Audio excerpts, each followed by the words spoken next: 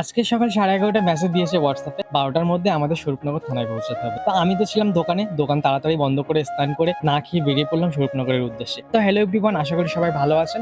তো গাইস, আমি চলে এসেছি স্বরূপনগর থানার সামনে।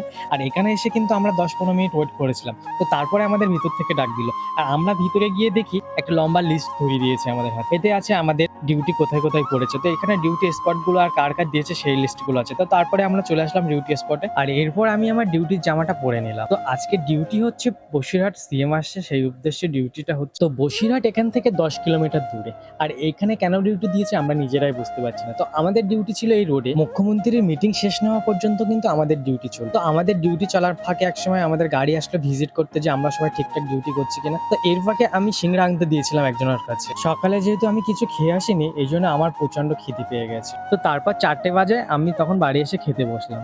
তো আজকের মিনি ব্লগটি কেমন লাগলো অবশ্যই কমেন্ট করে জানাবেন।